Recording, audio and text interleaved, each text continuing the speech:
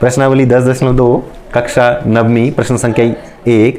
याद कीजिए कि दो वृत्त सर्वांग सम होते हैं यदि उनकी त्रिज्याएं बराबर हों। हमें सिद्ध क्या करना है? सिद्ध कीजिए कि सर्वांग सम वृत्तों की बराबर जीवाएं उनके केंद्रों पर बराबर कोण अंतरित करती है। अब हमारे पास ये जो वृत्त हैं हमने पहले से ही बना लिए, यहाँ पे ये वृत्त हैं सर्वांग सम और उनकी जीवाएं क्या हैं? बराबर हैं। तो जैसे मान लो ये जो वृत्त है इसकी त्रिज्या एक ये है, एक त्रिज्या ये है और ये हमारे पास आ गई उसकी जीवा। और ऐसे ही ये हमारे पास एक वृत्त है और इसकी हमारे पास ये आ गई जीवा। इनका हम लोग नामकरण कर देते हैं। केंद्र O A B, अगर केंद्र का नाम मैंने यहाँ पे रखा P तो ये Q और ये R। ठीक है।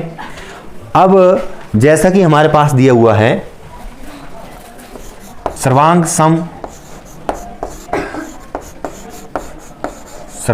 सम वृत्त, सबसे पहली बात क्या दिए हैं? सर्वांग सम वृत्त। दोनों वृत्त क्या है? सर्वांग सम है। इंप्लाइज दैट OA मतलब इस वृत्त की त्रिज्या और PQ आपस में बराबर होगा। ठीक है। इसका मतलब क्या हुआ कि इस वृत्त की त्रिज्या और इस वृत्त की त्रिज्या आपस में बराबर होंगी। अब हम लोग बात करते हैं त्रिभुज OAB व त्रिभुज, ये जो हमारे पास वृत्त दिया हुआ है PQR, इसके अंदर एक त्रिभुज बन रहा है PQR, त्रिभुज PQR में। ठीक है। जब हमारे पास दोनों वृत्त जो है सर्वांग सम दिए हुए हैं, इसका मतलब ये हुआ कि OA जो है वो PQ के बराबर होगा।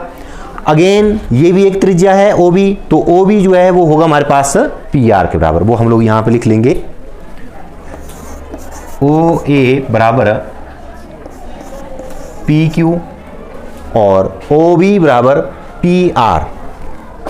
OB बराबर हो जाएगा हमारे पास PR। ये क्या है? वृत्त की त्रिज्याएं।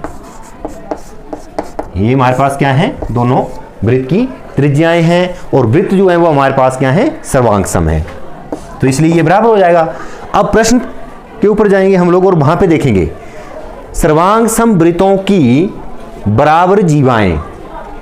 सर्वांग सम वृत्त तो दिए हुए हैं लेकिन इनकी जीवाएं भी क्या आपस में बराबर हैं। तो जैसा कि हमने अभी बात करी कि ये जीवाएं हैं बराबर हैं, इसका मतलब AB जो है वो बराबर होगा QR के। AB बराबर होगा हमारे पास QR के। क्यों? क्योंकि बराबर जीवाएं जो है हमारे पास, बराबर जीवाएं ये हमारे पास दिया है, ये हमारे पास ऑलरेडी दिया हुआ कि जीवाएं क्या हैं? आपस में बराबर हैं। और हम लोग जानते हैं सर्वांग समता, त्रिभुजों की सर्वांग समता की कसौटी से कि जब ये भुजा इस भुजा के बराबर है, ये भुजा इस भुजा के बराबर है और भुजा AB जो भुजा QR के बराबर है, तो सर्वांग समता का नियम होता है हमारे पास SSS सर्वांग समता से भुजा भुजा भुजा सर्वांग समता। तो भुजा भुजा भुजा सर्वांग समता से OAB त्रिभुज सर्वांग सम हो जाएगी PQR के।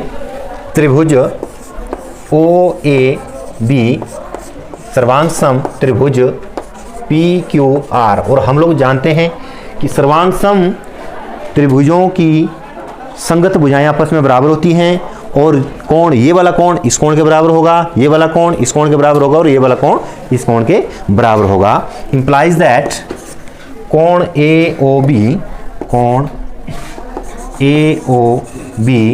बराबर होगा कोण QPR। ये कोण आपस में बराबर हो गए, जो कि हमें सिद्ध करना था कि केंद्रों पर बराबर कोण अंतरित करती है। इसका मतलब ये हुआ कि कोण, ये वाला कोण इस कोण के जो बराबर है, ये कोण जो है हमारे पास जब इसके बराबर आ गया, जो कि हमें सिद्ध करना था, यही हमारा आंसर है।